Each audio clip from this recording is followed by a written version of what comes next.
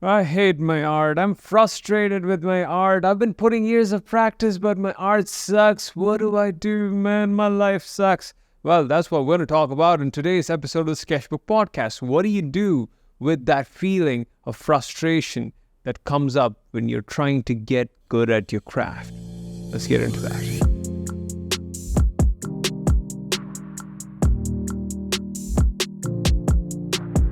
All right, I get it. You're frustrated. You don't like your art. I get it. Let's get some house cleaning done first before we address that feelings of frustration.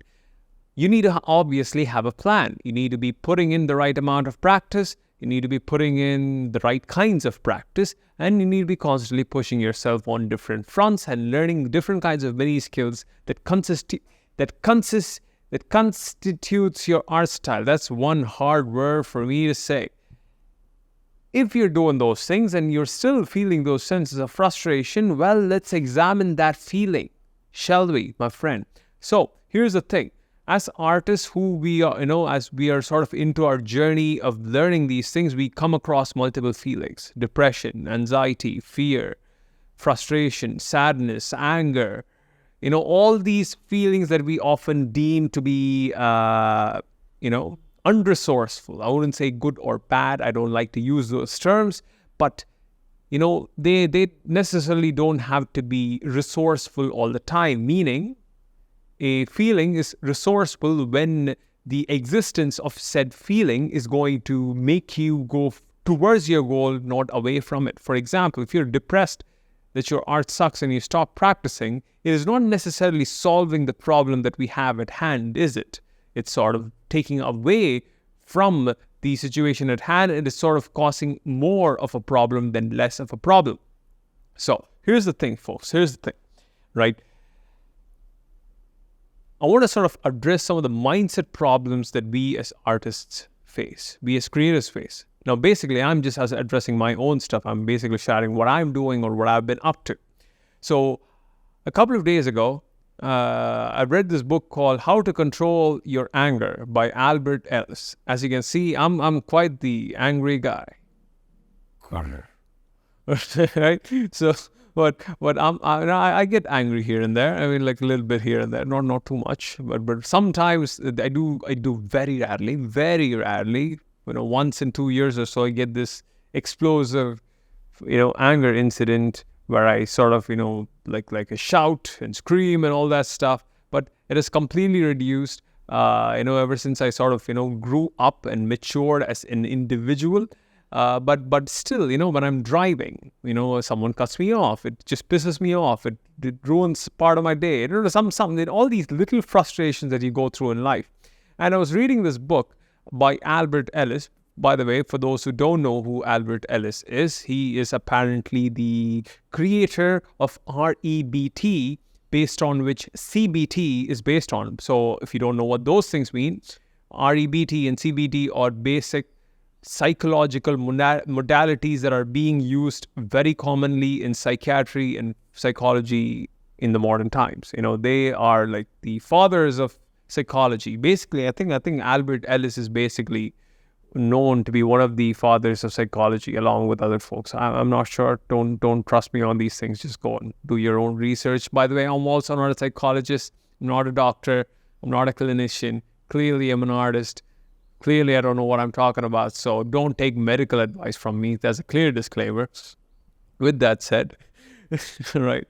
So let's get into the thing. So I was reading this book and I came across this fundamental framework that he uses in order to mitigate feelings of anger that causes more problems rather than creating less of problems.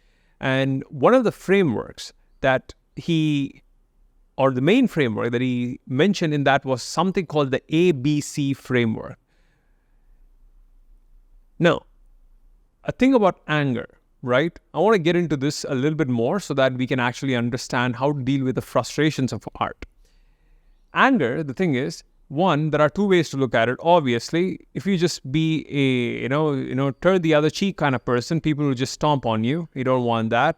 And two, if you keep on indulging in your feelings of anger, oftentimes it just exacerbates a problem rather than reducing it. So what you would want to do is sort of find a rational solution that does not involve explosive feelings of rage and aggression and anger to solve problems logically and hopefully in a very civilized fashion, like a proper human being, right? I mean, I don't even know what that means, but anyways.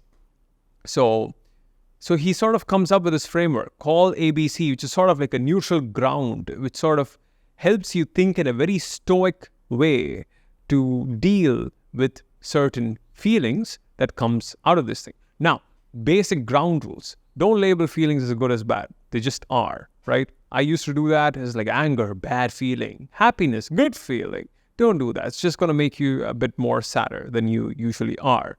So what you want to do is just see feelings as pretty much like clouds in the sky, and they just come and they just go. And yeah, some days are sunny, some days are rainy. We don't go tonight and say, oh man, I wish it becomes the morning again. Don't do that. Like the night comes and the sun comes. That's how the feelings are, that's how feelings basically work in some cases. Anyways, to the point. ABC method. What is it? What is that thing? Well, A is the activating incident, right? Example, right? Let me give you a very clear example in this particular case.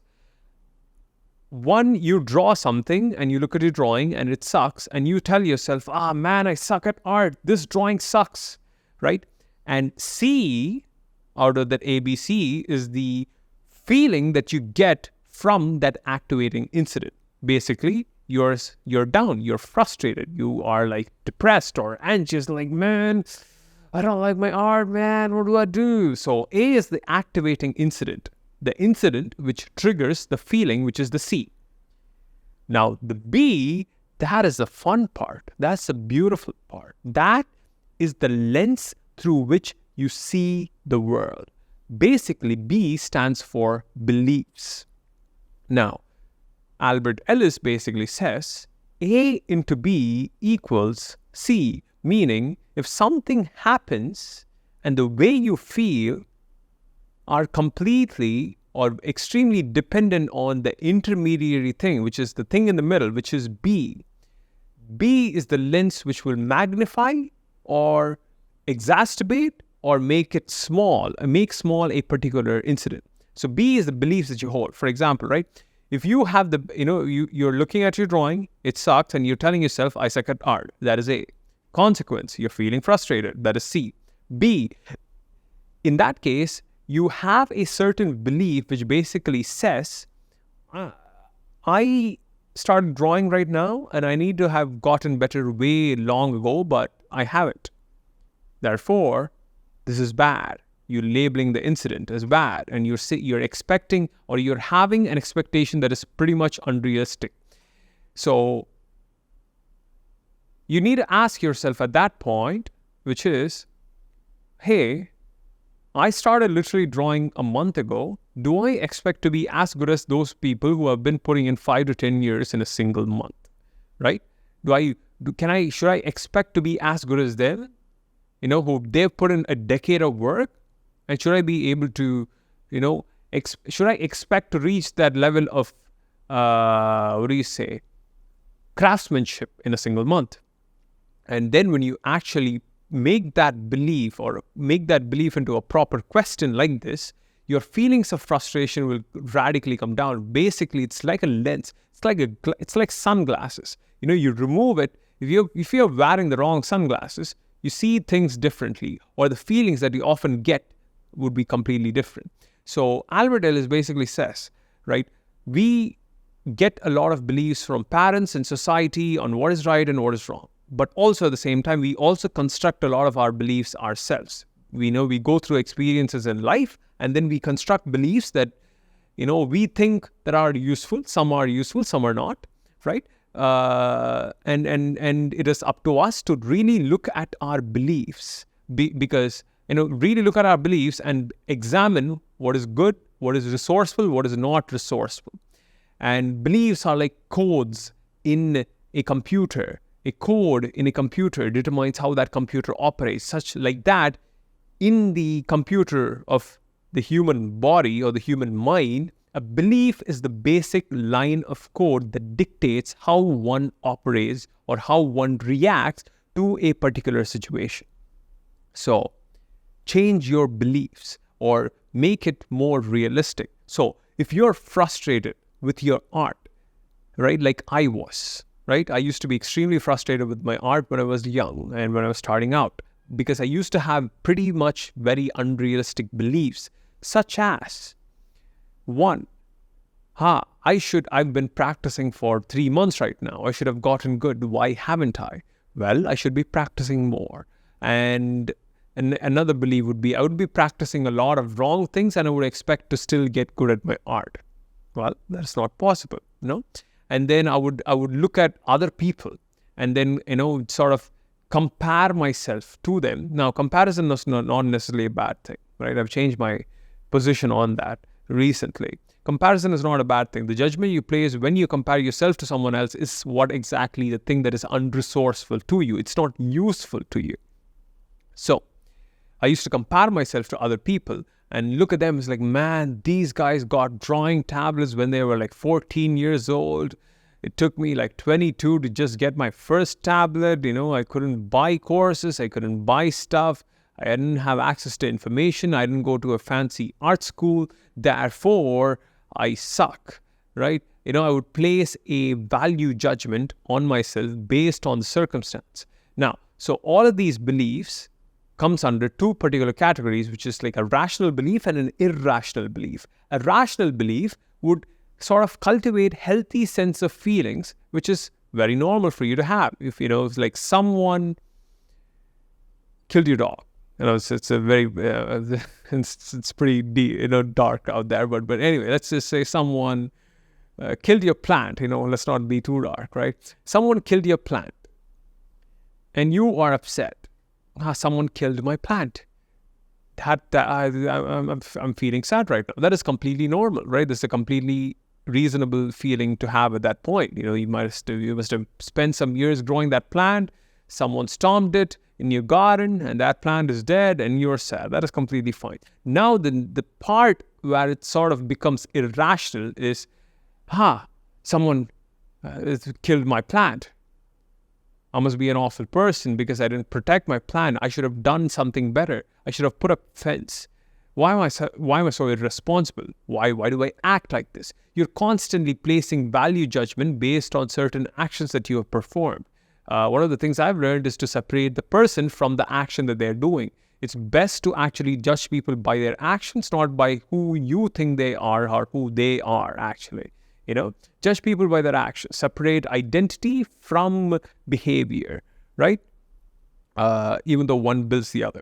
So that's the thing. That's like an irrational belief right there. So you might want to sort of segregate rational and irrational beliefs and see what beliefs are helping you and what beliefs are not. For example, completely outside of the art world, I used to believe that making money is bad because, socialism, bro, communism, bro, everyone should have equal money. Well, then I was met with some basic economic lessons. Then turns out I didn't have proper belief systems that were true. Why do I believe that everyone should have the same money when everyone in a particular class in a school doesn't score the same marks in a class test? Because each have different levels of skills and intelligence and they would get different results. It is unfair of me to actually try to equalize a playing field, equalize a playing field which cannot be equalized unless you put people through some sort of extreme levels of bureaucracy or authoritarianism, right?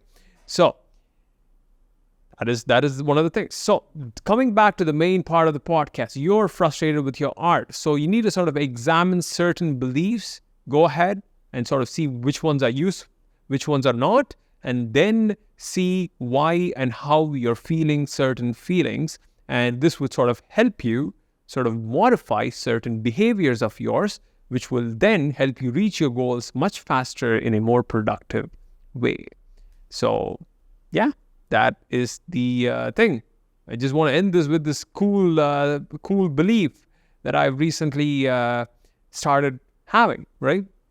So whenever I become sad, right? Whenever I become sad for some reason, I ask myself, or like I become sad and I think, man, I can't do anything in this situation, which is a belief that I have. If I become sad, I can't do anything in this situation. That is a belief. The consequence, the feelings of sadness, right? Or maybe a triggering incident happens. I feel, I can't do anything in this situation, then I get sad or depressed. Then basically what helped me sort of change this whole situation is whenever something that happens that I feel it's not within my control, I ask myself, and I feel a certain sense of sadness, I put like a nice trigger habit on top of that and ask myself this question, I think I just don't know what I should be doing right now in order to solve this problem. So that means it's a matter of ignorance. And that means I can go ahead and sort of find information or learnings based on the subject to solve that particular problem. So yeah, it's like, man, stuff in the house is not going well, therefore I'm sad. Well, maybe I need to know how to actually learn to handle relationships better. Oh man, I don't have enough money. Maybe I need to go ahead and learn how to make money. Learn the skills of making money. Oh man, my art sucks. I'm so frustrated. What should I do? Maybe I should probably get a solid action plan and expect to put in some reasonable amount of time before I get good.